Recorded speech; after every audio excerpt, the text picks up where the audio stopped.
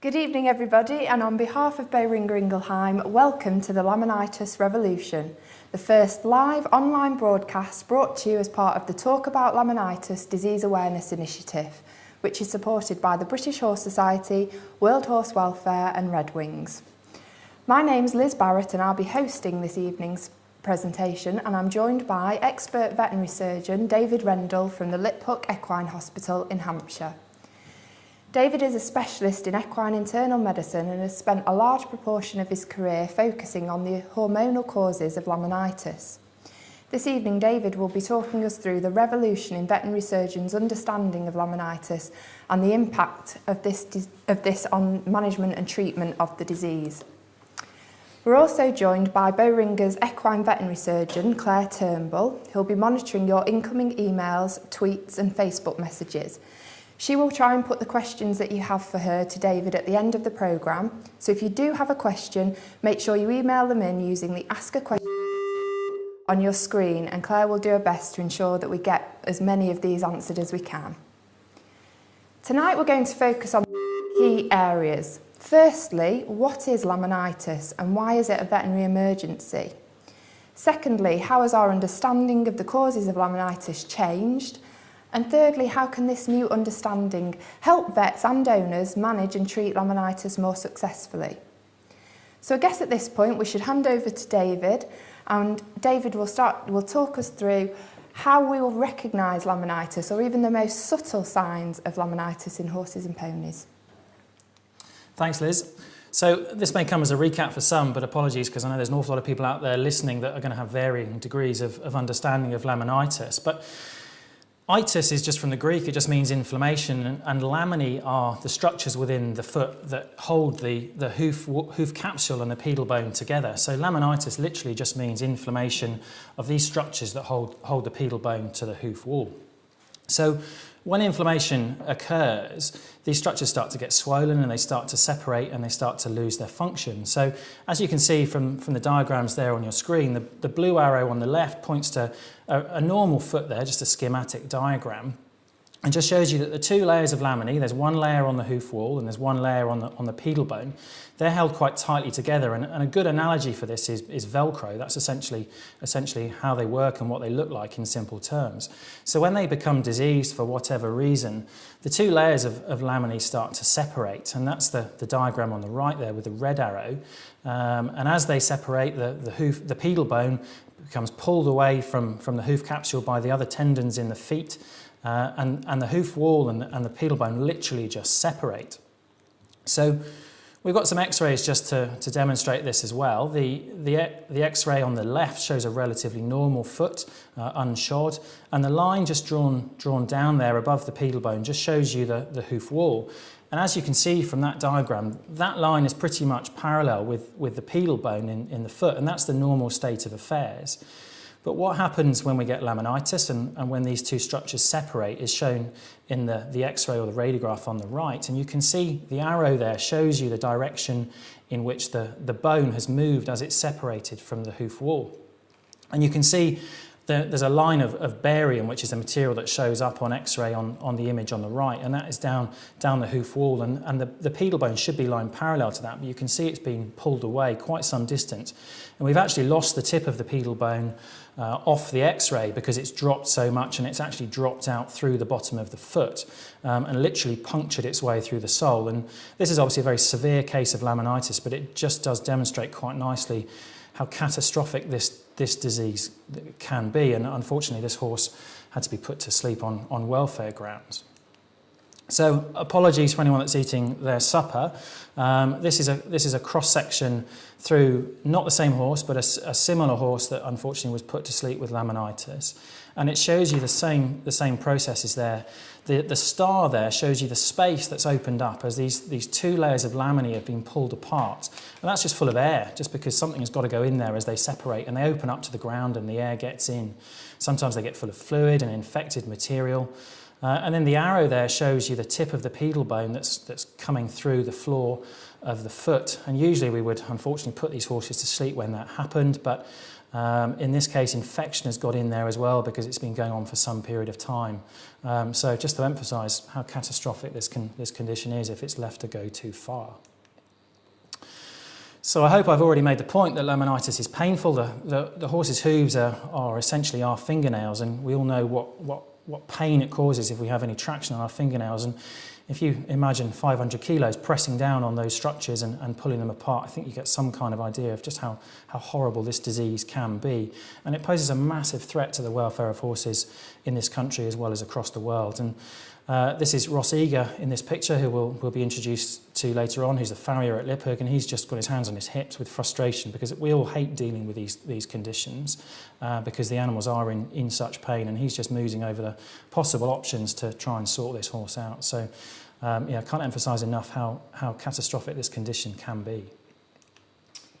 So I think, David, I mean, it's obviously very clear that laminitis is incredibly painful. I think, seeing the x-rays and the pictures there, we're quite clear about that.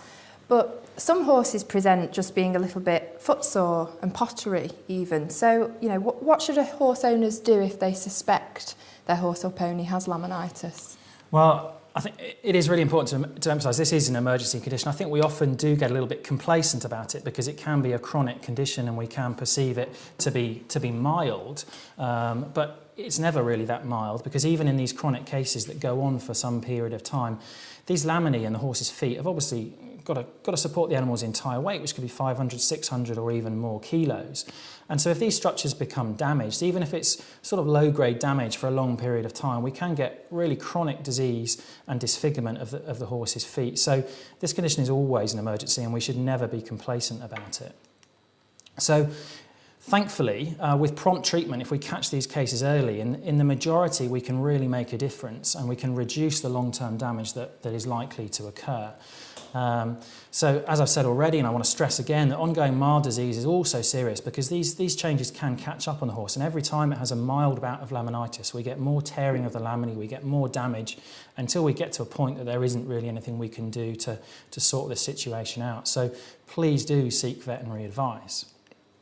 In the meantime, while you're waiting for the vet to arrive, there are some common sense things that we can do, which hopefully most of us are aware of. Now, as we're going to go on to discuss quite a bit, grass and pasture are often the trigger factors for laminitis. So if the horse is out, then it's sensible just to get it in and get it off the grass to prevent the condition getting any worse. Hopefully you've got a stable or at least a field shelter that you can bed up with a really nice deep bed, some shavings or some OBOs or something similar that is going to conform quite nicely to the horse's feet and take the pressure off. So get it nice and deep, 6 inches if you can, and get the horse in there and do everything you can to minimise the amount the horse or pony has got to move. So put its food and its water close by. Don't expect it to move across the stable to get them because it may well be in so much pain it's not going to want to do that.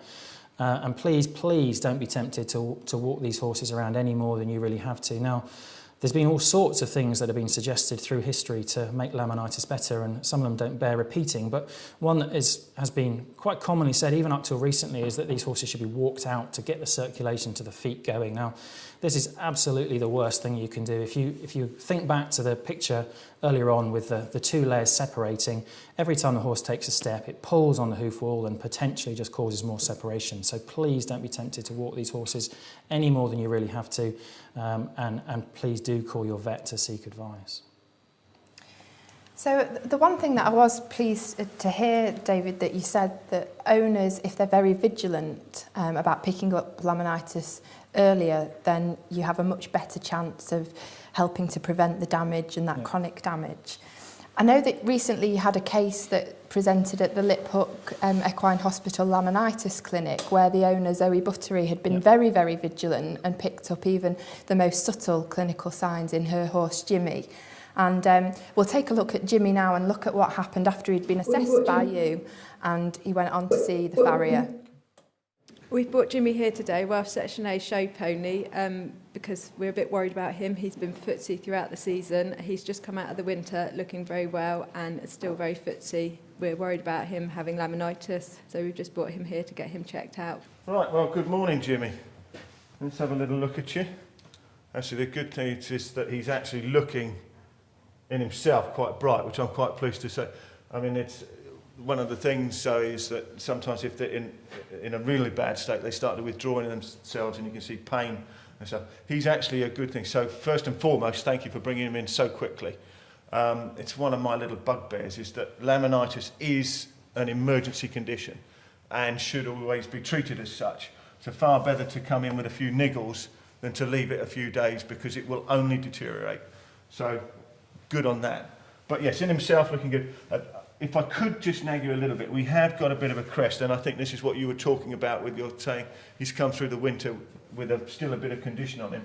The crest here is always a good barometer. You can see I can actually move that. When they're really overweight, this becomes very turgid and rigid. And you can see we've still got a little bit of fat here. So for an animal that's come through the winter months, he's still carrying a little bit of weight here. But overall, yeah, we're looking good. Let's have a little look at these feet now, shall we? First things that strike me about this foot is that we have got some distortions are evident, and this is a fairly typical sort of pony laminitic foot. This is low grade, I'm delighted to say, so that's excellent. But nonetheless, my first concern is when I look at this frog, you can see how shaggy that is. It's not weight bearing at all, which is why we've got this deep central cleft. And then when I look at each of the heel terminations, here and here, you can see how much they've migrated forward. And they're tall. You can see how tall they are, this distance here and to here. So because they've grown tall, this is no longer in effect. So what I think we'll do is, again, we'll address, if there's my white line, I'm just going to draw in there. It's not making a very good line, but nonetheless. So that's the junction of wall and sole. And you can see that stretch and that flare that's developed. So I'd like to deal with that because, again, if you've got an edge here, a flare or distortion, you're getting leverage forces here, and that's a bit like me peeling back your fingernail. And again, this is why you must treat it as an emergency condition, because you can imagine the pain of somebody taking your fingernail and peeling it back. And of course, this tiny little mechanical advantage doesn't help that. You can see too, we've got a good concavity to the sole, which is excellent. Some of them where they've started to sink and so on, then you can see that the pedal bone starts to press down on here, and this gets very, very sore through here.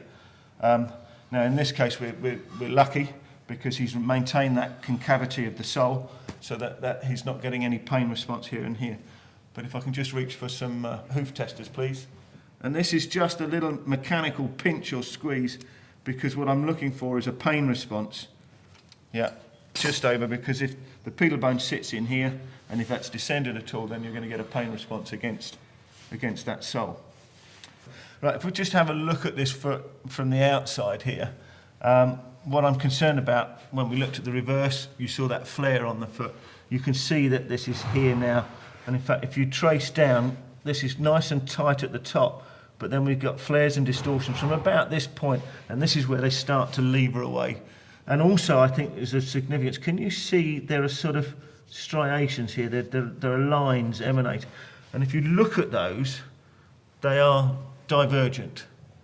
And because they're divergent, it means that I've got a differential. I've got far more heel growth here than I have here at the toe. This is all being compacted, so we're slamming down onto that toe the whole time. And at the back here, because it's far more divergent, we're jacking him up the whole time. So what I think is interesting is if you look at this right foot, again, you can see this divergence on the growth rings. And I think what's also significant, you can see this level of bruising. There is actually bruising in all 4 feet, but that's a particularly fine example. So you can see that you're losing that laminal bond. And you can see now clearly on this foot how that you've got this divergence at the heels, and then you've got this compression where this is all shunted at the front with this flare and distortion just on this bottom end. But that does show quite nicely, as I say, that divergence of the growth rings. So what I find really fascinating about Jimmy is that he actually presented with clinical signs that I guess many of us horse owners, probably I certainly would miss. You know, we'd dismiss them without really getting a proper investigation. But we saw from Ross that actually the changes in Jimmy's feet were actually quite significant.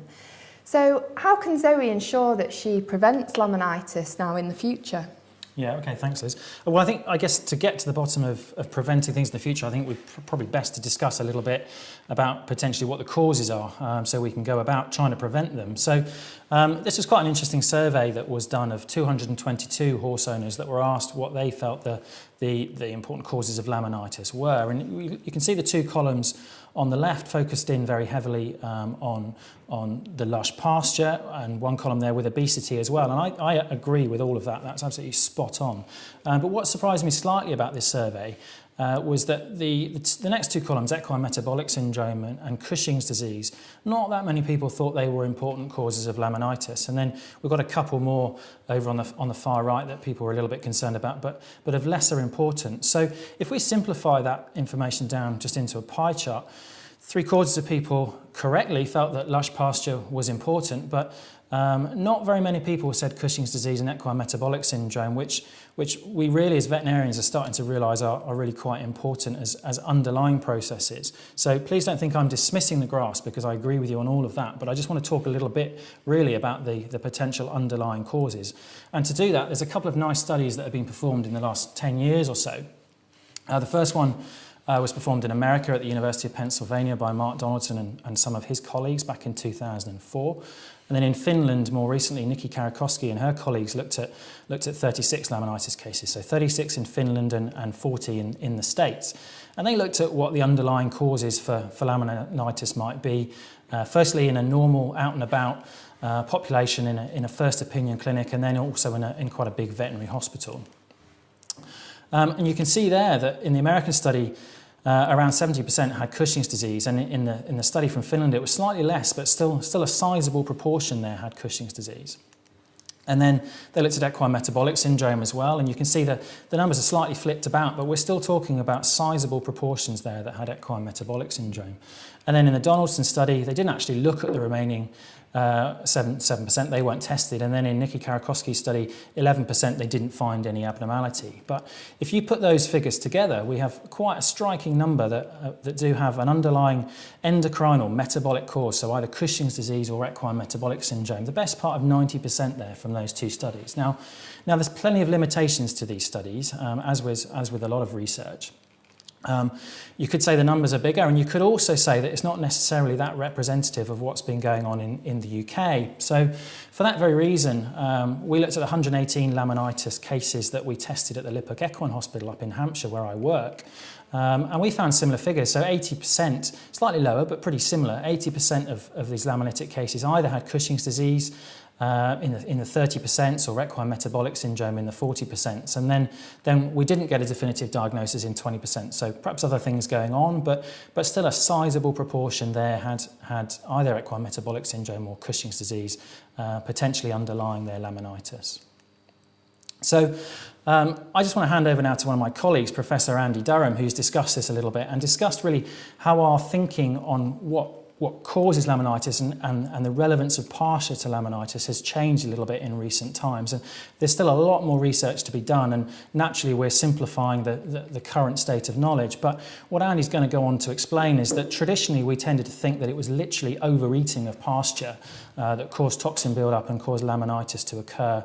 And we're perhaps going over to a slightly different theory now, where pasture is still very important. Please don't lose that message. But there are other underlying causes potentially that lead pasture, and lush pasture particularly, to be the trigger for laminitis. So I'll hand over to Professor Andy Durham. Here is a very common scenario presented, a scenario that will come as no surprise to anybody at all, and very obvious in many ways, but just think about it a little bit more deeply.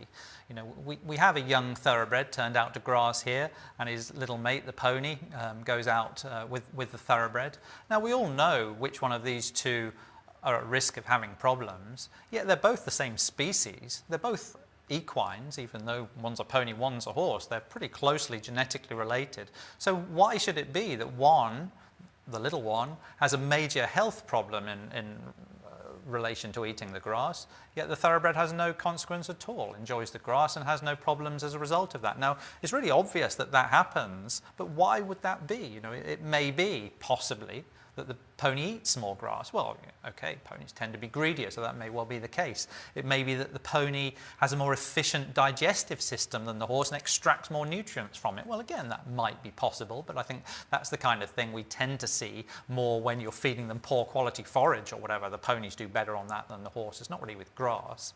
I think fundamentally, the most likely answer is that there is a different response to eating the grass within the pony. You know, there's nothing wrong with the grass here. The grass itself, if you like, isn't the only cause of laminitis, because the horse is eating that as well, and that doesn't get laminitis. There must be something different about the individual. There must be something different about the pony.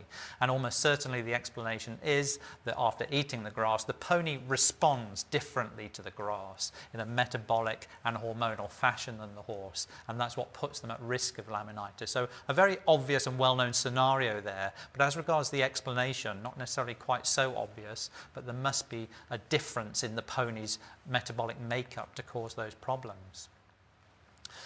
And that makes sense again, doesn't it, in terms of what we all know. If you look at all of the horses, donkeys, ponies on this slide, you know which ones of these are going to get laminitis and which ones, or one, isn't. It's that one at the top that isn't going to get laminitis. You know, we wouldn't expect that young fit sports horse, competition horse to get laminitis. All the rest you would certainly say are at risk. So how often do you see laminitis in a young fit, non-obese, non-native type? Well, less than 10% of the time. So that's about right then, isn't it, really, that 90% figure, because all of those other ones are going to have metabolic syndrome because they're overweight and unfit and they're native types, or they're going to have Cushing's disease because of their age, or they're going to have some of both. There's a big crossover in both conditions. So it does make sense. In many ways, it's glaringly obvious that hormonal disorders aren't just a cause of laminitis, they are the cause of laminitis.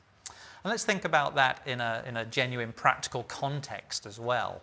Because grass, at the end of the day, we would all recognise is probably the major trigger factor for laminitis. So how does grass actually cause laminitis? How does eating that grass, how does the pony eating the grass end up having a horrendous disorder affecting its feet? You know, what's the link there? Well, there are two probable explanations. One is that the fructans, which are the storage sugar in grass, perhaps along with a little bit of starch that may be in clovers and things like that, and also some sugars too that are in the grass. They can potentially upset the horse's colon. The horse doesn't digest the fructan very well. It can't digest it at all, actually. It arrives in the colon, upsets the colon, and toxins are absorbed from the colon, and that causes laminitis. Now, that is a traditional view of how grass causes laminitis.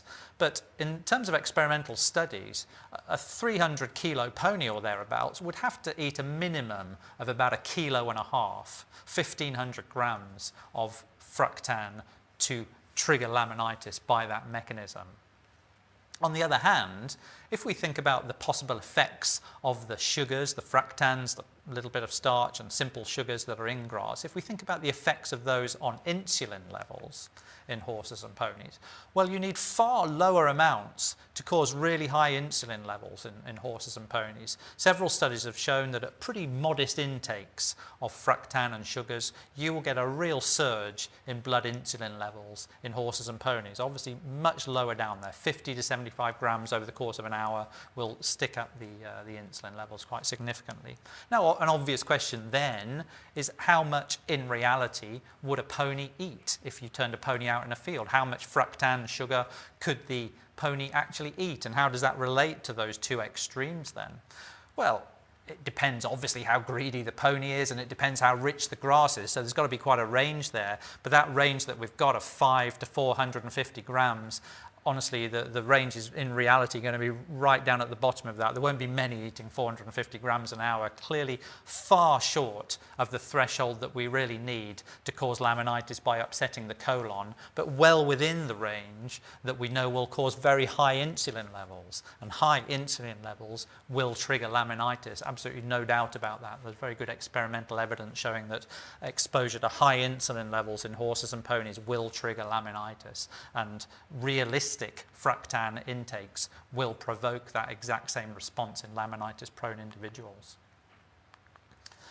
So in summary, fructans are not really going to be consumed in adequate quantities to upset the colon of a horse and have trigger factors, laminitis trigger factors being absorbed across the colon. A traditional view of laminitis, but it really doesn't make sense in terms of grass-induced laminitis. But in contrast, certainly fructans and sugars are present in grass in adequate quantities, and they will be eaten by normally grazing horses and ponies in adequate quantities to cause very high insulin levels that will then be triggering laminitis in the horse. So that was Professor Andy Durham, who was that snippet was taken from a seminar that he gave recently to equine vets. So hopefully you appreciate that this field is moving on pretty quickly, and this is all pretty recent stuff. But I hope it's interesting and helpful. Andy introduced there the concept of insulin levels increasing. So just wanted to show you a couple of studies here. The first one that was performed by Kelly Timworth and her colleagues in Australia, looking at the differences between horses and ponies, which may help us to explain why some animals turned out on pasture do get laminitis and some don't. So picking up on this high insulin peak that Andy was talking about, if we look at the horses on the left there, fed two different diets, a pretty bland hay diet and then a hay diet with some glucose added, you can see that the insulin levels just shown there on the bar chart don't increase very much, even with the glucose added to the diet, which is the red bar. Whereas the ponies on the right, the hay, they're higher than the horses, and the hay and the glucose, they're massively higher than the horses. So this clearly indicates that there's some difference between these animals, which may well be key to why they get laminitis. Moving on from that, Kate Bohr and some of her colleagues at the Royal Veterinary College in London, they looked at ponies that were considered normal and ponies that had a history of laminitis, and they found a similar trend. Insulin levels at rest were fairly low, and then when challenged with glucose, insulin levels in the normal ponies, of course, they went up, but in the ponies with laminitis, they went up massively. So again, this may be a fundamental reason why some get laminitis and some don't. And this is something that we're now utilising as a test for the risk of laminitis and for equine metabolic syndrome by, in a controlled manner, at levels that aren't going to induce laminitis. We give a feed of glucose and we look at the insulin levels, possibly before and certainly after, to see how horses respond and see what their insulin levels are, and that may give us some indication of how likely they are to get laminitis. And we can follow this research through.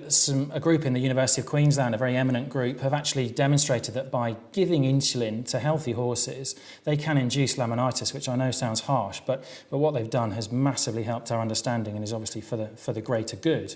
And quite how this happens and quite how high insulin levels leads to laminitis, we still don't know for sure. And one thing you'll take away from tonight is we might have come a long way in recent years, but we've still got a hell of a long way to go to really unravel what goes on with laminitis. But a couple of possibilities are that either insulin affects the blood supply to the hoof or that insulin affects cell division. And insulin we all think of as just something that controls glucose levels, but it's massively more complicated and more important than that. It has a huge number of roles within the body. And so these are two popular theories currently, but we've still got a hell of a lot to learn. So yeah, watch this space really, but it's pretty key, and we have some pretty good explanations for why insulin might lead to laminitis. Well, Dave, I've certainly heard of high insulin levels in horses and ponies with equine metabolic syndrome. I mean, that's something that I've heard on fairly frequently. But does this high insulin or hyperinsulinemia occur in both Cushing's disease cases and also EMS cases? Yeah, I think that's a good point, Liz. Obviously, if insulin is that central to the condition, then we would expect it to occur in both. The condition being laminitis there. So if we pop back to the data that we introduced earlier on, this is the data that Andy and I and others collated at the Liphook Equine Hospital from 118 cases that had laminitis. We discussed earlier that a reasonable number had Cushing's, a slightly larger number had equine metabolic syndrome, and then 20% we didn't diagnose. But if we look at those that had Cushing's disease and equine metabolic syndrome, 2/3 of the Cushing's cases did have high insulin levels, and by definition all of the equine metabolic syndrome cases had high insulin levels. So 70% of the laminitis cases overall, we could demonstrate that using, to be honest, the fairly crude tests that we've currently got available, although we're improving all the time, demonstrated that the vast majority did indeed have high insulin levels. So I think this is important really in how our understanding of these two conditions is evolving over time. We used to think that they were very distinct. Well, we've kind of come full circle. Equine-metabolic syndrome used to be thought of as Cushing's disease, and then we thought they were two very distinct diseases, and now we're sort of coming back to the fact that there's a lot of commonality between these two conditions, and whilst they clearly are different conditions and we're talking about different things, there are certain factors like the high insulin levels that are common to both, and it may be that there are common risk factors for them both. So I think in the next few years our understanding of these two diseases is going to increase massively, and I certainly hope it does, and I think we might find that these two conditions are more closely linked, and hence the term endocrinopathic laminitis has started to be used to describe these cases as a whole, really, all of these PPID, Cushing's and equine metabolic syndrome cases as a whole being described under the banner of endocrinopathic laminitis. So how relevant is insulin actually in horses that have Cushing's disease? Well, there's been a couple of good studies. The first by Cathy McGowan when she was at the Royal Veterinary College in London in 2004. She showed that Cushing's cases with high levels of insulin are actually less likely to survive. So that may imply that they're at greater risk of laminitis. And certainly Cathy was also involved in the studies performed by Don Walsh and others in 2009 that demonstrated that those horses that with Cushing's disease that had high insulin levels were more prone to getting severe laminitis, and conversely, those Cushing's cases that their insulin levels improved, they were likely to see an improvement in their laminitis as time went on. So again, we've got more to learn, but it does seem as though insulin is pretty central to Cushing's disease as well. Well, I understand that these diseases are emerging and we're learning all the time, but if you could just indulge me for a minute, Dave, and we'll just take equine metabolic syndrome as a disease. I've always associated this with native types, we'd call them easy doers, get fat on fresh air, that sort of thing. How does this develop? I mean, how does a horse go from, being a young, fit, healthy native pony to a, equine metabolic syndrome case? How does that all work? Yeah, I think that's important. Obviously, we've introduced equine metabolic syndrome, but apologies if we haven't really explained it yet. But equine metabolic syndrome is essentially being overweight and having high insulin levels, put very simply. And we all think of being overweight and having fat tissue or adipose tissue as we think of adipose tissue as just being a storage organ, which it's not. It's really quite an important organ that produces lots of very active molecules that have all sorts of effects on other body systems. And one of the things that does happen when we have these adipokines, we call them, released from adipose tissue, when large numbers of those are released, they interfere with the normal functions of insulin. And that therefore means the pancreas has to produce more insulin to compensate because the insulin it's producing isn't working as it should. And therefore, as a consequence, unfortunately, we see the harmful effects of high insulin amongst other things. And equine metabolic syndrome is quite similar to metabolic syndrome in people or type 2 diabetes. And there's certain commonality, but essentially the condition is caused by us, really, allowing our horses and ponies to become too overweight. And it is really the adverse consequences of obesity. And if we think about how horses have evolved over time, it's perhaps not really that surprising that they are starting to now run into problems.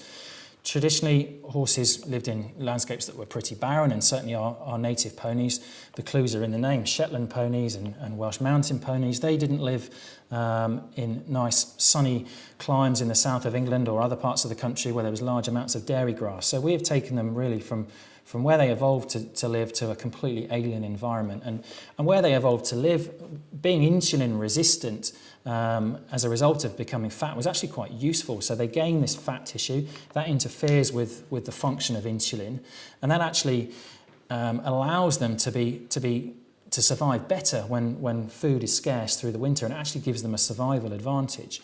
And what would normally happen as food was scarce during the winter is they would lose weight just because they couldn't find the calories they needed. And gradually things would turn full circle and their metabolism would return to normal, and then they'd be all nicely set up to go back into the next summer when food was more plentiful again. So things would just go full circle every year with the seasons, which is obviously how things have evolved. But what happens when we look after our horses? We're extremely nice to them. We put them in a nice warm stable where they don't need to burn any calories to keep warm. We put rugs on them just to make extra sure they don't get warm. And we continue to feed them through the winter because it would be cruel not to do so. So unfortunately, they just continue to keep gaining weight through the winter, and we don't get this cycle of insulin resistance and then a return to more normal insulin sensitivity, and they just continue to get more and more insulin resistant, and there's an ever increasing risk of them having high insulin levels all the time. So I think it's important to kind of discuss how this might have happened. And there's been a couple of studies recently looking at how fat or how the levels of obesity and horses being overweight in the UK. And what's striking about this first study is the difference really between the numbers of owners that thought their horses were overweight and the numbers of researchers that thought their horses were overweight. And I think this demonstrates quite nicely that our perceptions of what horses should look like has changed dramatically over time. If you look back through pictures of show champions going back 100 years, you look back to some really early pictures, and you'll see that horses are considerably more lean than they are now. And our views over time have become distorted of what horses are naturally supposed to look like. And we could say the same about ourselves. If you look at people in the Victorian era, they were considerably slimmer than they are now. So our perceptions have shifted just because what we see now is what we consider to be normal.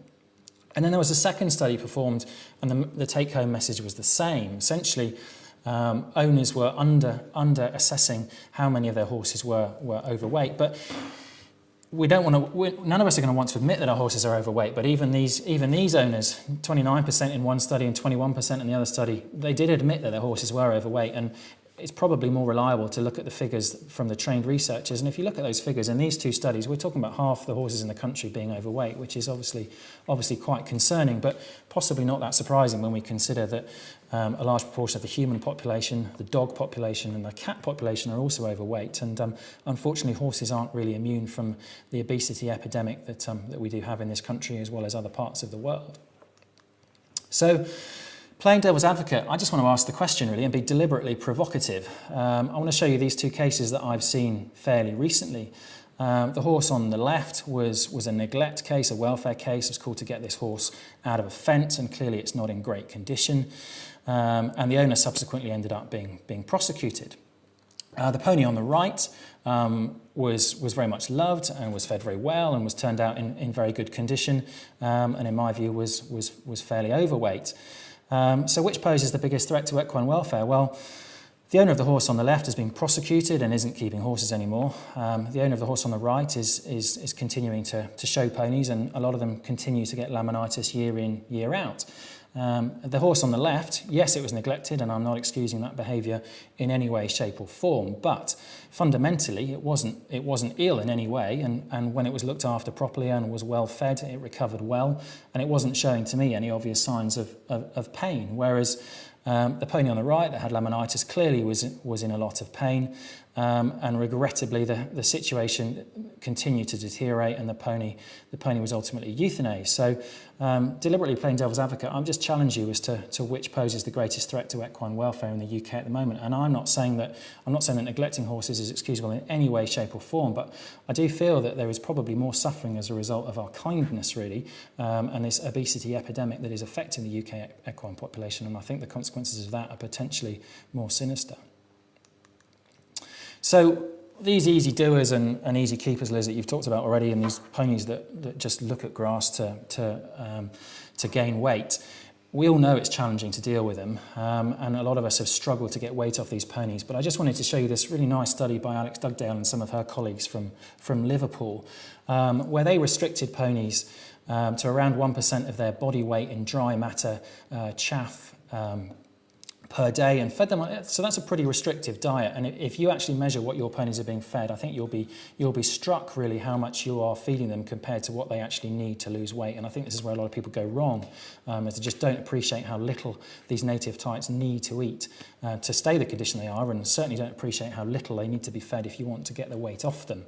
But in this study, they enforced this regime, which didn't cause the ponies any harm at all, and they did lots of measurements to make sure they were still in good metabolic health. And they were. So by restricting their diets, they did successfully manage to get the weight off them, losing around 2.5 kilos or 1% of their body weight per week, which is a good achievement. And importantly, alongside this, the graph on the right here shows you their insulin levels in the dark bars, that as the weight came down, their insulin levels came down. And as we've discussed, that's probably pretty central to why a lot of these animals are getting laminitis. So we can see that clearly this is having a beneficial effect, and we can extrapolate and suggest that it's reducing the risk of laminitis. So I'm not saying for a second that it's easy to get weight off these ponies, but it really can be done if we're diligent about it.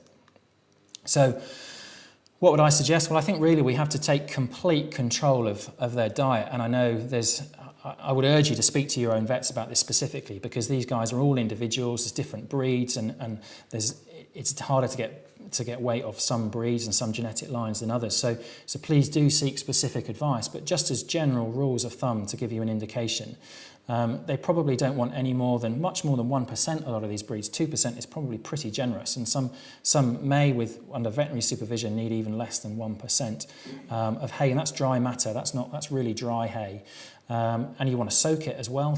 That will reduce half of the soluble sugars that are in there, so it'll reduce the calorie content by about half.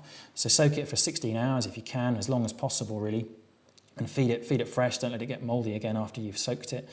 And in association with that, they need some kind of balancer to make sure they're getting adequate protein and vitamin and mineral levels, because none of us really, we probably should, but none of us do test the nutritional content of our hay. So they need something else just to make sure everything's okay in that regard. And you can need a degree in nutrition and a degree in mathematics to work out exactly what balancer to feed and exactly how much to do it.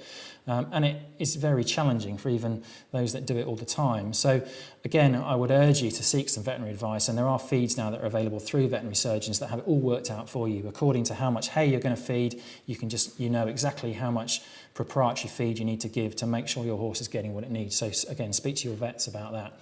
And this is controversial, I know, but really, if you're trying to get weight off these horses and ponies, at least in the short term, then we need to restrict access to grass. I know that sounds cruel, and I know there are disadvantages to it, but it is safe if we do it sensibly, and it is impossible to know exactly what calories a horse or pony is taking in if it is out at pasture. You've just got no way of controlling how much they're taking in. You're not going to analyse the pasture, and you're not going to know with the best will in the world exactly how much they're eating. And it is amazing how much the little monkeys can eat if they're pushed to. Most ponies will if they're pushed and if they're kept off grass for a period of time, they will manage to eat everything they need for the entire day in 3 hours on average grazing, and they learn to do this as well. There's been quite a nice study that enforced this routine where they were kept in and then turned out for 3 hours, and to start off with they ate maybe half of what they needed in the first 3 hours, and as soon as they got wise to the fact they were only getting 3 hours each day, within 6 weeks they knew how to eat everything they needed for the whole day within 3 hours. So it is frightening how much they can eat. So do, again, seek veterinary advice, but do think very carefully about how much access to grass they need. And I know we've got stacks of questions coming in on that already, so we'll probably pick up on that later on. We don't want to keep horses in any more than you do, but sometimes it is a necessary evil. But while they're in for their gastrointestinal health, what we want to do is try and spread out their feeding as much as we can through the day. So double hay nets, triple hay nets, hanging the hay net in the centre of the stable so it acts like a punch bag, so when they're trying to get it out, it just keeps moving away from them to give them an extra challenge, so it takes longer for them to eat the hay. All these things to make their environment more interesting and just drag out the amount of time that it takes them to eat their daily requirement. Because when you do actually weigh it out to be 1% of their body weight or their target body weight, you will, I suspect, be quite shocked how little it is compared to what you normally feed, which I think only goes to emphasise that most of us unfortunately feed far more than we should be. In addition to diet, and I know that's just a whistle stop, so please speak to your vets about more specific advice if you need it. Exercise really helps, and everyone always asks, well, how much do I need to exercise my horse or pony? Well, as much as possible, and then a bit more probably. There's no easy answer to that question. If they're laminitic and there's changes in the feet, naturally you can't do any exercise because that's going to make the laminitis worse. But if the laminitis is under control and your vet's happy, or you've got a horse or pony that is overweight and you're anxious to avoid laminitis, then exercise is key. Firstly, to burn the calories, and secondly, it does also alter the metabolism and increases the response of insulin. So it's a double whammy, really. It's good on both counts. There are drugs available, and it may come as a surprise to some that being a vet, I don't actually like using drugs for this condition. I don't really think they're necessary. I think we can manage without them, and where possible we really should. If we're doing everything we can to control their diet, I don't think either metformin or levothyroxine in the vast majority of cases are really necessary. But under veterinary supervision and in the right cases they may have a place, but they are definitely not something to be relied upon. They're the icing on the cake, they're certainly not the cake, and you really need to be thinking about diet, exercise, and then maybe other drug treatments, but I don't think they have a great place for the vast majority of cases. Well, I'm quite keen to revisit Jimmy at this point. He was our nice, and I hope Zoe will forgive me for this, but rather plump, rather round, native pony that we saw going into the Liphook Equine Hospital for an assessment with the farrier. So let's have a look at him and find out exactly what was causing his laminitis, and Dave, the advice that you gave to Zoe in terms of his management going forward. We're going to do 2 tests. We'll check his insulin levels and we'll check some of his pituitary hormones to have a look and see what's going on and see that if there are problems there, whether we can give Zoe some advice to address them.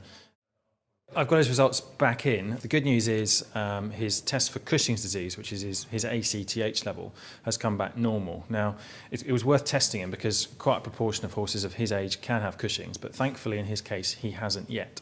That's not to say he won't in the future, but it's great news that he hasn't got it at the moment. The bad news is that his insulin levels are pretty high, and that there's been a proven link between insulin and laminitis, and that is likely contributing to why he's getting laminitis. We'll cut his diet back, we'll get a weight for him, we'll work out exactly how much forage he needs to stay in optimum condition, and we'll have to strike a very careful balance between having him in a condition that you want him in for the show ring and a condition that I want him in to stop him getting laminitis. It's such a relief to obviously know what's going on now. Mixed feelings. Obviously, yes, he's got laminitis, but obviously now we know what we've got to do and deal with it and manage it, obviously, throughout the show season. Nice, careful, balanced diet, checking his bloods and just keeping a very close eye on him. And obviously now I know what all the clinical signs are. I will now go and look at all my other horses very closely and keep a very close eye on all of them. Oh, well, it's great to see that Jimmy's on the mend, and I'm sure that Zoe will be much more careful and very, very careful about his diet from now on. I mean, how is he doing, Dave? Have you seen the case? He's doing very well. He is doing very well. Zoe, and I know Zoe quite well, but we do still have discussions about quite how slim he ought to be. Okay. She wants to show him this year, so unfortunately the requirements of the show ring are slightly different to the way I would like him to be. So we continue to discuss it, but he's certainly a lot better than he was. So. Very diplomatic, very diplomatic. So Jimmy was a case of really specific equine metabolic syndrome then, but we have mentioned Cushing's disease, and I think it is only right to focus a little bit now on equine Cushing's disease and turn our attention to this hormonal condition and what it is, how it causes laminitis and what we know about it. Yep, okay. So we discussed earlier on that between the equine metabolic syndrome and Cushing's disease are factors in an awful lot of Cushing's cases. An awful lot of laminitis cases. So Cushing's disease or PPID as it's more correctly termed, what exactly is it? So there's 2 structures there highlighted on the diagram. The hypothalamus up within the brain, just at the bottom of the brain, and then the pituitary gland, and part of the pituitary gland called the anterior pituitary gland, which we're more interested in for this condition. And the pituitary is part of the brain, it sticks out beneath it, and it receives nerve signals from the hypothalamus that keep it under control. What happens in Cushing's disease is that pituitary gland becomes out of control because these nerve signals from the hypothalamus are lost. And the pars intermedia, which is within the anterior pituitary, starts to dysfunction because it loses its normal nerve supply. And so that's why we call Cushing's disease pituitary pars intermedia dysfunction. And PPID is the more correct veterinary term. Cushing's disease, as vets so often do, was a term that was pinched from the human medicine. Harvey Cushing discovered a similar condition in people, but it's not the same condition. So we should really steer away from that term. But we're going to continue to call it Cushing's disease tonight just because that's what people understand. But it's a dysfunction of the pars intermedia of the pituitary gland. And these diagrams here just show at the top, this is the pituitary gland, and the dark blue section through the centre is the pars intermedia, which is the Latin term for that part of the pituitary gland. And at the top, it's the blue structure there is relatively narrow through the pituitary gland. It's quite a small part of the pituitary gland. But what happens when we lose the nerve supply to the gland is that the nerve supply normally controls what goes on, and with the loss of that control, the pars intermedia just continues to get overactive and continues to increase in size. The cells divide and they produce more and more hormones that quite a number of different hormones, different peptides, different protein products that go around the circulation and have a whole host of different effects. And it's probably important to stress that these nerve fibres from the hypothalamus, we're not quite sure exactly how they become damaged. There's a number of different mechanisms that cause them to become damaged, which are currently being investigated. But it is an ageing change, quite similar to Parkinson's disease in people. As we get older, these nerves do tend to degenerate for various different mechanisms, or as a result of various different mechanisms, and that's why Cushing's disease is associated with ageing, just because these changes progress as we get older, and so much of our body starts to dysfunction as we get older, as some of us regrettably know. So I think, Liz, we're going to go on to have a look at this video. Yes, we have. Yeah. So we have to excuse the American accent on this video, but this is quite a nice demonstration of what happens with Cushing's disease, or PPID. To best understand what causes PPID, it is necessary to understand how a healthy equine pituitary gland functions. The pituitary gland, known as the master gland, lies at the base of the brain. It is responsible for the production of an array of hormones. These hormones then circulate throughout the body, where they regulate the function of various organs. The release of hormones from the pituitary gland is controlled by the hypothalamus. The hypothalamus generates releasing and inhibiting factors that act on the pituitary to either stimulate or inhibit the secretion of specific pituitary hormones.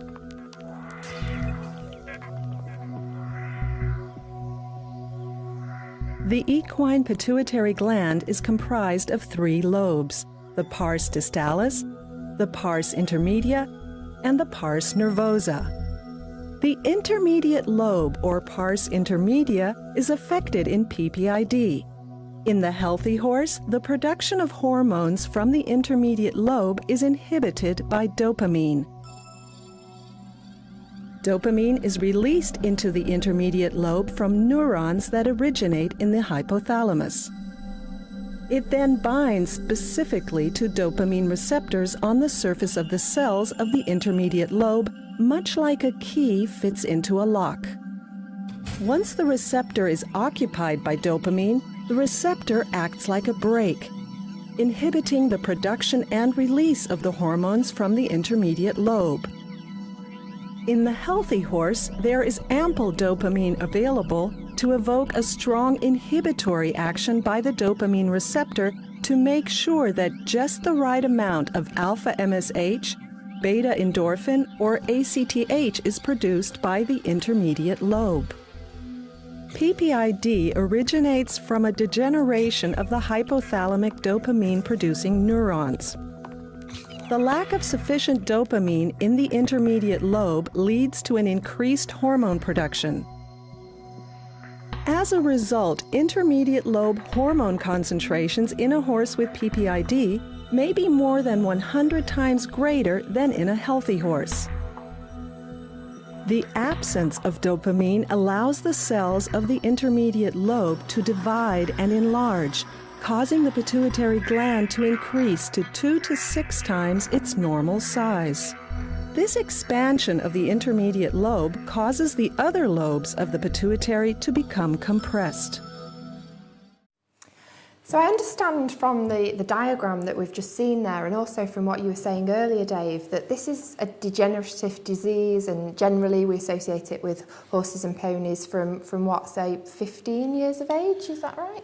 Yeah, well, it's a degenerative disease, so no degenerative disease just suddenly starts to happen, and it comes on gradually over time. And I think it would be wrong really to put in any defined cutoff at any point in time. A horse isn't just going to wake up with Cushing's disease, and I think as we have started to test more horses, we've started to appreciate really that the disease process probably starts earlier in life than we formerly thought. And actually, we may have missed a little bit of a trick, because if you look back at some of the really early papers about Cushing's disease, some of the horses that had changes in their pituitary glands at post-mortem were actually quite young. So I think, again, this area is moving forward so quickly that this will almost be out of date by the time we've finished it tonight. But I think we do realise that the disease is important in younger animals. And this is data from a huge number of horses and ponies that were tested as part of the Talk About Laminitis campaign last autumn. And so typically we've often talked about 15 years of age, and lots of the studies that have been done, we've looked at over 15 years of age. But just to highlight here really that, as you'd expect, there's a sort of gradual increase over time as horses become older, just reflecting the fact that this is a gradual onset of disease. And those pink bars there, either less than 10 or less than 15, we perhaps would have discounted Cushing's disease in horses and ponies under that age previously, but I think we do have to accept that the changes may be there, and they may be mild changes, but horses certainly do have Cushing's changes at that age, and it's less common, and I don't want to be alarmist about it in any way, shape or form, but I think we just have to consider that it is a gradual onset disease. So the clinical signs of Cushing's disease, I'm sure many of us are aware of, but hirsutism or hypertrichosis, or an extra long coat that doesn't really shed properly, is the one that we're all pretty familiar with, but that tends to be quite an advanced sign of disease. And then we tend to get fat disposition in different places sometimes, and supraorbital fat pads, as we call them, in that top right picture, so above the eyes. That's quite a common sign of Cushing's disease, but can be equimetabolic syndrome as well. And then these ponies, because of some of the metabolic effects that these extra hormones are producing, they can be susceptible to infectious disease because their immune system becomes a little bit compromised. And then as time goes on, they can change shape a little bit as muscle wastes and as fat gets laid down in different places. So I'm sure many of us are aware of those clinical signs. But I think it's important, whilst we might be aware of those clinical signs, to realise that we are quite commonly underestimating the amount of Cushing's disease that is out there in the general population. And this was a nice study performed by Jo Ireland, and she looked at a survey of older horses. And again, this cut-off of 15, which we've all traditionally used, she looked at horses over 15, and 3.2% of the owners reckoned their horses had Cushing's disease. But actually, when they were examined, 22% of them had this excessive hair growth, and this hirsutism or excessive hair growth is a pretty reliable sign of Cushing's disease, and 22% were found to have that sign. So you can see a lot more horses had Cushing's disease than their owners necessarily appreciated. And interestingly, a similar study performed in Australia in horses of the same age. Similar numbers really. The owners reported Cushing's in 1.6%, but they actually blood tested all these horses, which you could argue is even more reliable than looking at their hair coat. And on positive blood tests were found in 21%, so you can't get much closer, 21 and 22%. So that would suggest that 1 in 5 horses over 15 have Cushing's disease, and a lot of owners are actually missing it, and hence the importance perhaps of the blood tests. So just to make the point again that hirsutism, or this excessive hair coat, as demonstrated by the horse on the right there, is one of the later changes we tend to see with Cushing's disease, and they don't all have to be hairy to have Cushing's disease and to have some of the other clinical signs of Cushing's disease. So if your horse doesn't have a long hair coat, that certainly doesn't mean it hasn't got Cushing's disease. And unfortunately, a lot of the data that we've seen recently coming through from the Talk About Laminitis scheme has shown that often laminitis can be the first sign of Cushing's disease. So that might come as a bit of a shock and a surprise, and it certainly should set alarm bells off really that might be the first thing that we do see in these horses, and hence again the reason for testing them. So just thinking about testing them, we saw that if you want to look at hyperinsulinemia, high insulin, then you can do the glucose challenge test, which you mentioned. What can you do? How can you test for Cushing's disease, Dave? Well, thankfully it's very straightforward. so often I get asked as a veterinary surgeon, do you not have a blood test that can tell me whether my horse has got this disease or not? And most of the time we have to say, no, I'm sorry, it's really not that simple. But thankfully with Cushing's disease, it pretty much is that simple. Because these hormones are floating around in the circulation, we can measure the levels of adrenocorticotropic hormone, which is one of the pituitary hormones, or ACTH as we often call it, because the other term's a bit of a mouthful. And it's a pretty reliable test. Quite a lot of work has been done recently on how reliable it is, and we're always questioning our testing of this disease, but it's pretty cheap, it's easy to do, it is literally one blood test, and it's pretty darn reliable. So yeah, it's a good test to have really, and if there is any doubt, there are other follow-up tests we can do, but it's a very, very good screening test. And as luck might have it, as part of the Talk About Laminitis Disease Awareness Initiative, the laboratory fees for ACTH tests are free of charge currently. So if you are suspicious of your horse or pony and you would like it tested for Cushing's disease, go to www.talkaboutlaminitis.co.uk and you can download a voucher there for a free ACTH test. Obviously you'll need to talk to your vet about that, but please do, I urge you, if you are concerned about laminitis in your horse or pony, it is worth ruling Cushing's in or out regardless of the horse's age.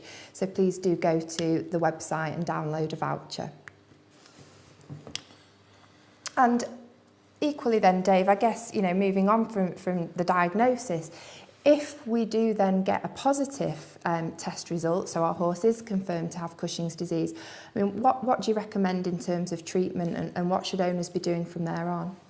Yeah, I think it's such a common question. Is ultimately it has to be said, it's up to you guys. You're the horse's owners. It's up to you to decide whether the horse gets treatment or not. But there is only one licensed treatment, and that's the only treatment that has proven to be effective for Cushing's disease, and that is Pergolide. And what it does is it just introduces dopamine, which is the substance that's lost when these nerve fibres go. So it literally just compensates for the nerve damage that has occurred, and it's a very safe drug. And in most cases, and we've looked at well over 2,000 cases in a study that we did at Lippert recently, and there is an excellent response both in terms of clinical disease and also in their ACTH levels, and we're just looking at their insulin levels now to demonstrate really that their hormone levels do come down in response to treatment.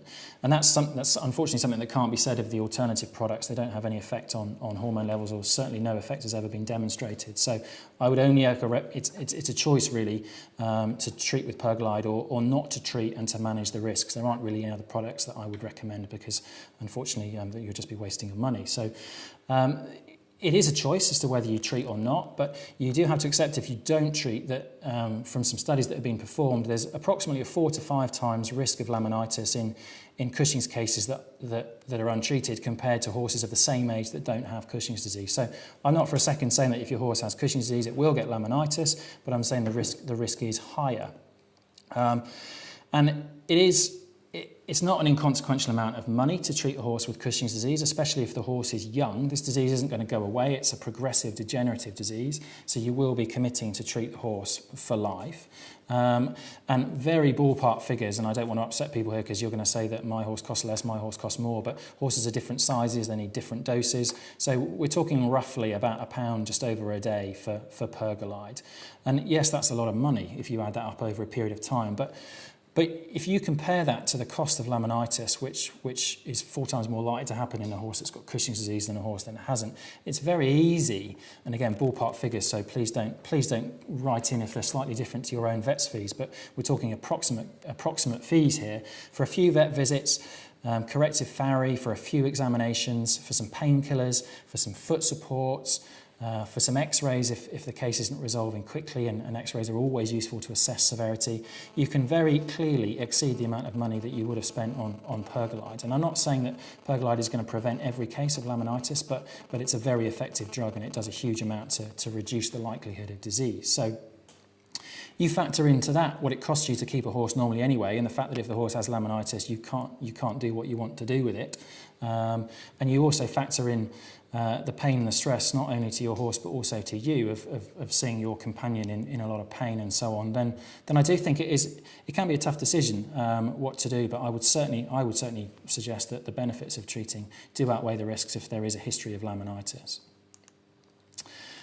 Whether you do or whether you don't, consider treating with Pergolide. There are lots of other common sense things that we ought to be doing to look after our horses that have Cushing's disease, and this, to be honest, this extends to most ageing horses as well, but particularly important in Cushing's disease with the other metabolic problems that they face.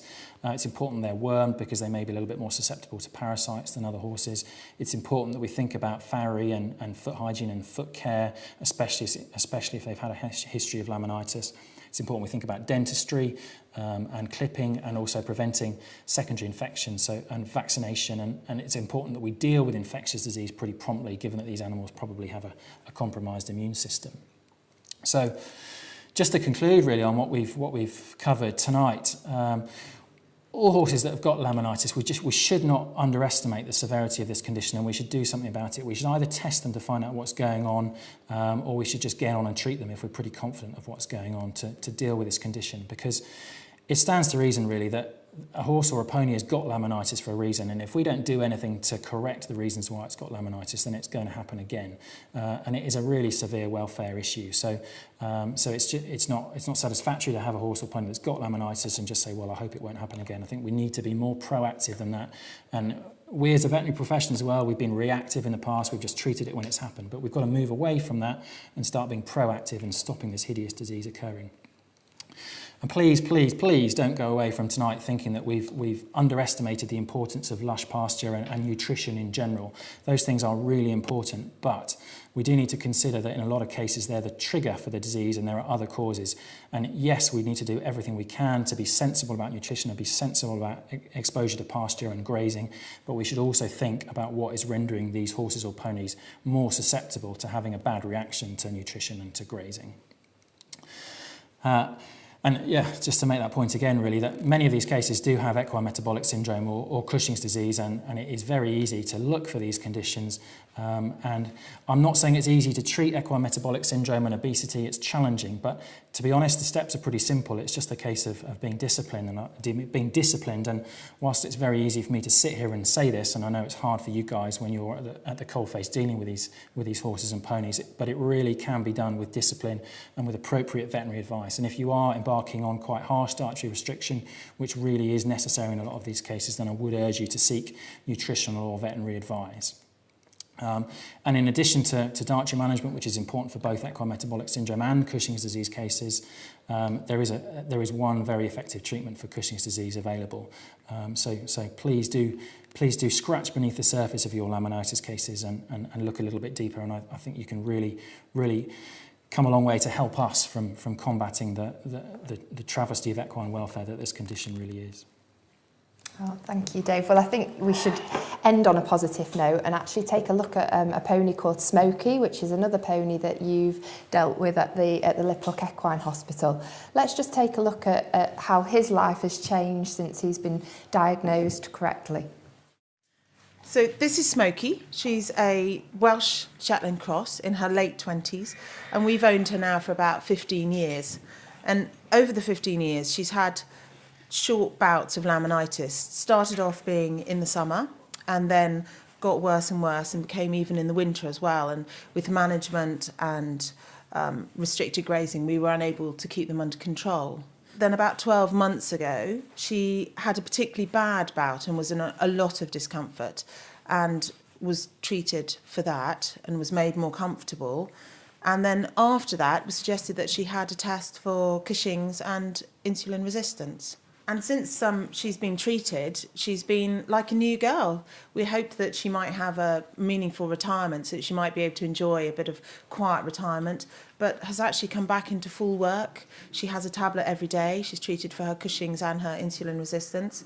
And with her daily tablet, she's back in full work, teaching children how to ride again and enjoying life. Since she's been on treatment and having her pill every day, she's had no bouts at all of laminitis, no soreness, no discomfort. She has regular special shoeing, and obviously we're very strict about her diet, but she's remained perfectly comfortable and sound. We tested Smokey because she was having recurrent bouts of laminitis, and she's actually very typical of a lot of the chronic laminitics that we see, and when they're having repeat episodes of laminitis, we want to get to the bottom of what the underlying cause is laminitis on its own is rarely an isolated event. With Cushing's disease, until it's diagnosed, then the horse is at a much greater risk of having bouts of laminitis, even when the management and the diet is well controlled. And equally with insulin resistance, until it is diagnosed, then it's impossible for us to put the appropriate management and sometimes treatment to get on top of that problem as well. Okay, we've got the blood results back from the bloods that we took yesterday, and the results are excellent, so really happy. Oh, good news, fantastic. The ACTH levels have stayed within the reference range for this time of year, so we'll stay on the 1 tablet a day, and we'll test again just going into the autumn when we see that sort of seasonal rise, just to make sure we're on top of things. Yeah. And then for the insulin level's normal as well, so really pleased about that. Everything that you've been doing has helped. Oh, and again, we'll brilliant. just stay vigilant and make sure that going into the spring we're restricting our grazing and our feed intake as you have been doing. But very happy. She's doing excellent.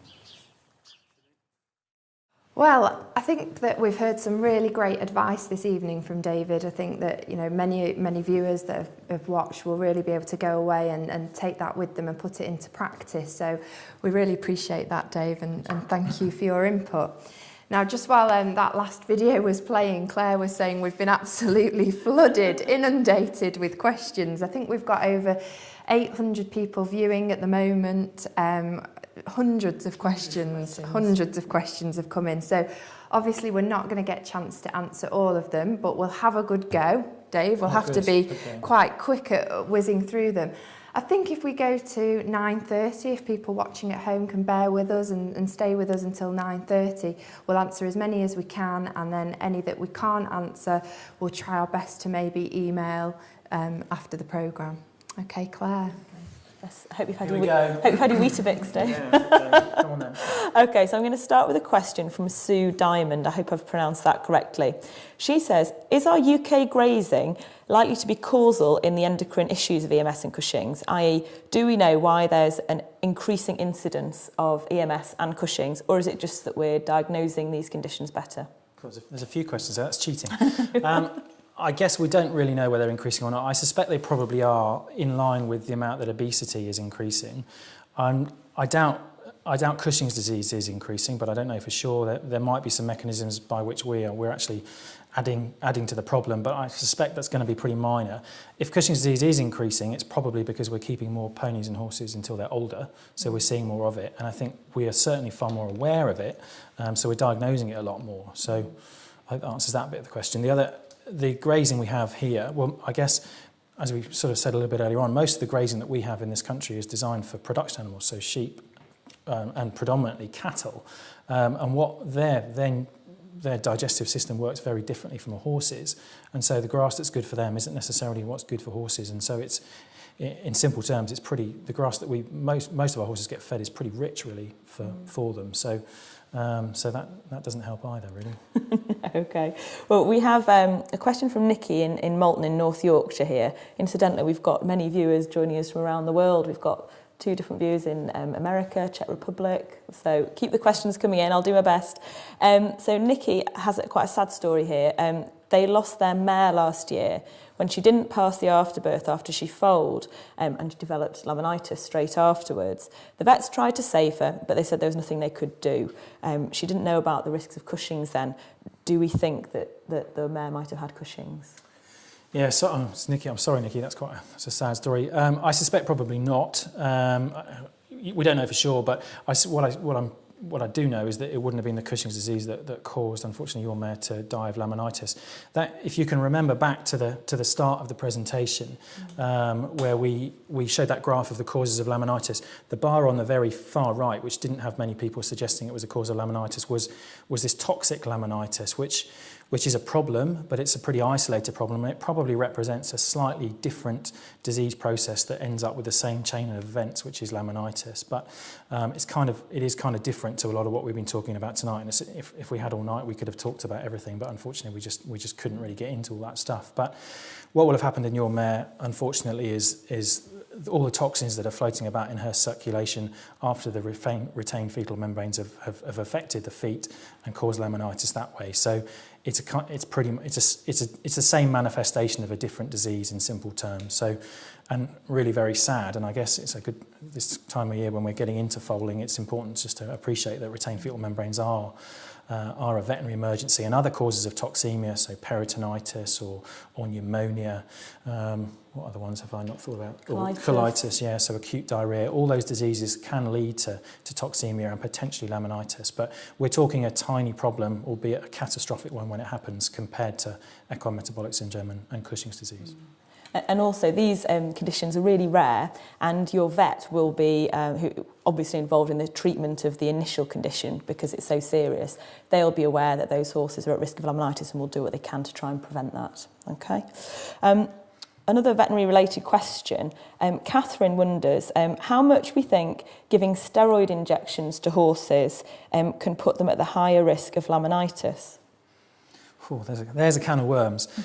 It does increase the risk. The evidence suggests that it does, but the increase in risk is very small. We're talking one in a few thousand horses that do get steroids. So usually when we're using steroids, we're using them for other quite nasty diseases, and the benefits usually outweigh the risks. But we would all be as vets, we would all be a little bit reluctant to be using steroids in horses that have got the other risk factors, so equine metabolic syndrome, Cushing's disease, signs of endotoxemia. So all these risk factors probably summate, really. So yes, there is a risk there, but if your vet is suggesting you should be using steroids, then they will have thought about those risks, and they will have made the decision that the benefits far outweigh the risks. So. Okay. And we've had a lot of questions related to feeding and management and things like that, and we have been asked by Nicola Farr, do you personally find that some vets are reluctant to tell horse owners that their horses or ponies are overweight, maybe for fear of reprisals? Absolutely. I've had written complaints for telling owners their horses are overweight. Yeah, they don't like it very much, unfortunately. And I think what is a real problem, and I've faced this twice recently, is owners that are following veterinary advice and getting the weight off their horses for their horses' well-being go back to their livery yards and get chastised by other owners on the livery yards because they consider that the horses look underweight and they think it's cruel to get the weight off them. And I think that comes back to our perceptions of what horses looking like changing. And you go to the average livery yard, and most, as the evidence we presented tonight shows, at least half will be overweight. And obviously, if you look at the more leisure horse population, which I guess tends to be more common in the mixed livery yards as opposed to the competition yards where horses are doing large amounts of exercise, the problem is far, far worse. So yeah, I've been chastised, and lots of owners get chastised. So please don't chastise them. Please encourage them to get the weight off their horses. Absolutely, and the more people that have that view, the more horses we're going to be able to get down to a normal weight. Okay, so a slightly controversial one here from Mark. He studied nutrition as part of his equine degree, and he thinks it's dangerous to tell people that grass is not the cause of laminitis because it might make people think, that it's okay just to chuck them out in the field and gives them an excuse that it's not their fault, it's another disease involved. What do you think about that, Dave? I totally agree with Mark. I'm sorry if I've given him that impression tonight. I hope I've stressed that we are not dismissing I'm not dismissing the importance of pasture and nutrition. They are paramount. But as with so many diseases, they're all bits of a jigsaw puzzle, and there's lots of different bits of the jigsaw. And nutrition and lush pasture is often a trigger, and it really should not be underestimated, the importance of it. But I'm just saying, scratch beneath the surface and look for what makes some horses and ponies different from others, and makes some more likely to get laminitis than others. So yeah, I totally agree with Mark. Really, nutrition is fundamental too. There's lots of issues to consider. Perfect. And once a horse has been diagnosed with equine metabolic syndrome specifically, if you get them thinner, can you actually reverse the problem? Yep. It can be a real challenge to get them thinner, but yeah, you can. As the nice study from Alex Dugdale at Liverpool showed, as those ponies lost weight and as the line came down on the graph with their weight going down, their insulin came down as well. And obviously there's lots of other things that are part of metabolic syndrome, lots of other processes that may be going on, but yeah, you can. And it doesn't cost you anything. You don't need to buy any drugs. You just need to be disciplined about diet. And yeah, you can get there. And I know it's not easy, but it is something you can do at home. If you're radically restricting them, then some veterinary advice is probably sensible. But at the end of the day, it's common sense, really. Absolutely. And on that note of veterinary advice, we have had quite a lot of really specific questions, about doses of the drug that treats PPID, about sort of management regimes, things like that. I would really urge you to go and speak to your own veterinary surgeon about these really specific issues with your horse, and equally to the people that are wondering if maybe their horse does have laminitis, people that have maybe had foot soreness when they've been trotting down the road, things like that. Please, we urge you to call your vet out, to get them to have a look. If they do have laminitis, the sooner we get that approach, the better. So back to this dietary management. This has caused quite a lot of questions here. Okay. Nadia Wilson asks, does it really take 16 hours to leach the sugars out of hay? And is there a link to a study about this? There is a study, Longland and others. I can't remember the year, but yes. So the longer the better, essentially. They looked at various different time intervals, and 16 hours from memory was the longest one that they looked at. So that's why I quote the 16-hour figure. But to be honest, if you left it longer, you would probably leach more sugars out. But the longer you leave it, the more you get out. So I hope that answers that question. Yeah, I think so. She can go and look that up. And we have here Sarah T from Dumfries. She says that she's really concerned that her horse, even though it's being treated for Cushing's disease and for EMS as well, and will never be able to go out on the grass again and enjoy, that part of her life, which she feels is part of her quality of life. Is there hope for these horses to ever be able to return to the pasture? Yeah, generally speaking, there is. I don't want to really comment on specifics. I guess she probably needs to speak to her vets about that. But the vast majority, yes. Some of the really tricky cases to manage, particularly the EMS cases, that it's very hard to keep the weight off. It can be difficult to manage their pasture. But yeah, there is hope. I guess it comes back to everything in moderation, really, doesn't it? So yeah, I would hope so. And it may be that she needs to think about some kind of dry lot or wood chip area where the pony can go out, that it isn't necessarily grazing, and then just have a small amount of access to pasture, or being radical about it, looking at the types of grass she's got, or even looking at grass that's in shade so it has less sugar. Being careful about the times of day that she turns out is important. Looking at the weather conditions, all of these things we haven't unfortunately had time to talk about tonight, but I guess, speak to your vets really for more specific advice. But yeah, I hope there's light at the end of the tunnel. It's the minority that we can't get back out to grass. Perfect. And like I say, it's once these underlying causes are addressed and treated as necessary. So if your horse has metabolic syndrome, then getting the weight right down and keep testing that insulin so that you're within sort of the normal levels. If your horse has PPID, get it tested, get it treated. And then after that, if you can keep those levels normal, then you're onto a sort of a better chance of success of being able to then manage them out on the grass, aren't you? Yeah, I guess there's, especially with that metabolic syndrome, there's two phases really, aren't there? There's the phase where we need to get the weight off, and during that period we've got to be pretty cruel to be kind, and then hopefully once we've got things under control we can take a different view and have a different plan. Okay, all right. Well, talking about the Cushing's disease now, and specifically the diagnosis of the Cushing's disease, you talked about the ACTH blood testing there. Yep. We've had a couple of people that have emailed in. Sue Bruce Burgess here was wondering that her horse had all the signs of Cushing's disease. I think the vet thought it was going to be Cushing's disease, but they've tested the horse twice, and both times it came back kind of borderline. Do you think that horse might still have Cushing's disease? Well, yeah, I think as we've diagnosed a lot more Cushing's disease, people understandably are concerned that we're over-diagnosing Cushing's disease. But if you actually look at the evidence and you compare blood results to studies that have been done looking at horses at post-mortem, which is never nice, but if you look at their pituitary glands, what you actually find is that these blood tests, all of them underestimate the number of horses that have pituitary changes rather than overestimate. So it's likely that her horse or pony has early Cushing's disease and the levels are a little bit borderline. And that is the most likely explanation. There are some other things that can very slightly affect the ACTH level. Stress can affect it very slightly. The season can affect it very slightly. And again, her vets will be able to advise on this, and I'm sure they will have been sampling at appropriate times. But yeah, I suspect it's probably just early days. And I guess it stands to reason, really. It's not a condition that you suddenly get. It's something that comes on gradually. So there is never going to be a line in the sand where we say this horse hasn't got Cushing's, this horse has got Cushing's. It's an aging related problem that is just gradually going to come on with time. So as vets, we're always going to struggle to say yes, no. unfortunately, there's going to be shades of grey all the 50 time. shades of grey. But there are other tests that she can do. She can test in the autumn. She's probably already done that, to be honest, by the sound of it. But in the autumn, you get greater disparity between normal and Cushing's horses, so that might be a good time to test. Or there is another test called a TRH stimulation test that picks up some of these horses that come in normal or borderline on ACTH levels. Okay, so Linda Mills-Roberts here was wondering, can Perglide, the treatment for Cushing's disease, help with equine metabolic syndrome? Because you did say they were maybe sort of related to each other. Based on our current level of knowledge, you'd have to say no, and I think it probably always will be no. But we do have more to understand. But I certainly would not be treating equine metabolic syndrome cases with Perglide unless I thought they were Cushing's disease cases that I just wasn't successfully diagnosing. Okay, and one last question about grazing, because this has been really popular. Ingrid Marsh wonders that if she's using a grazing muzzle to try and cut down on the grass intake that a horse is having, which is a pretty sensible measure, does anybody know what percentage it actually cuts down on their grass intake?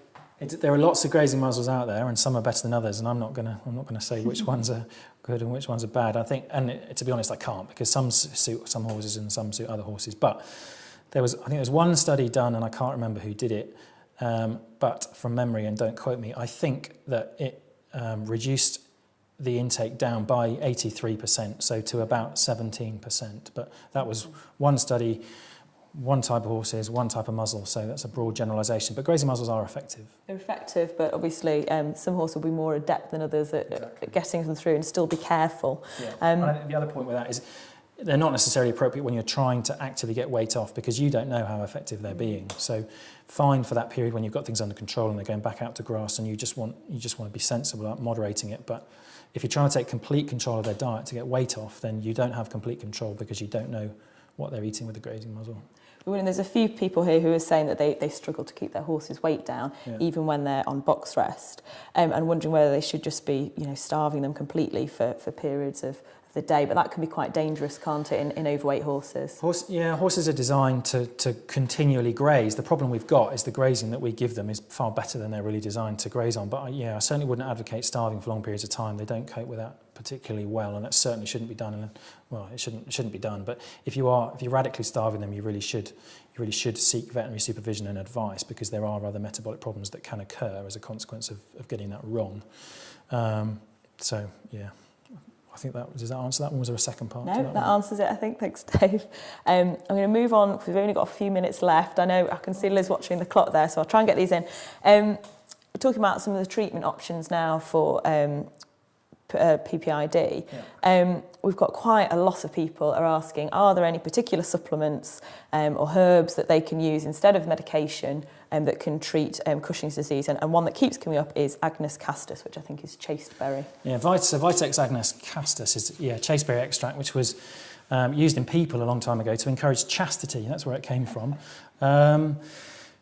Controversial, because there's an awful lot of companies making products and an awful lot of marketing that's going into doing them, and I'm not going to make myself very popular by saying that unfortunately there is absolutely no evidence to suggest that they are, or no robust evidence to suggest they are effective. There's one study that's been carefully controlled and performed. It's in the veterinary literature. There's other studies on the company's websites, but there's one study that's been performed independently, and the vast majority of those horses got worse. And then when placed onto Perglide, got better. So to me, that's enough. Only one product has been proven to work, and that is why it's been licensed. So there isn't really any evidence to support the others, I'm afraid. Some owners do think they perceive an improvement in clinical signs, which may be true, but even if you look at some of the studies that are online produced by some of the manufacturers, if you look at their hormone levels, they don't actually improve, and it's those that we're concerned about with the risk of laminitis. No, you know what I'm saying. I know what you're saying, Dave. Okay, no problem. Well, listen, we're really coming to the end of the questions now. So I think I've actually just got one here from a farrier, which has been brilliant. We've had quite a few farriers of emailing in really supportive messages and things like that. And I thought this might be quite a nice one to end on. This is from Robert Rush, who is an associate of the Worshipful Company of Farriers, so he's a registered farrier. And he's often asked for information as to what steps to follow for a suspected laminitic pony by an owner. Many of the owners are reluctant to ring a vet, as they think that the laminitis is just going to go away. What can he say or do to change owners' minds and ways?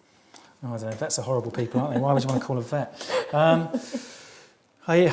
Difficult one, but I'm grateful that he's trying. I hopefully some of the points we've made tonight, if you don't change anything, it isn't going to go away. So you've got to change something. So you might find that speaking to your vet and working out what the problem is and dealing with it saves you a lot of money in the long run, because presumably you don't want to call the vet because it's costing you rather than because you just don't want to call the vet. So I do think, welfare aside, which I think is enough of a reason to call the vet, I do think financially it does make sense to speak to the vet as well. But I guess I would say that.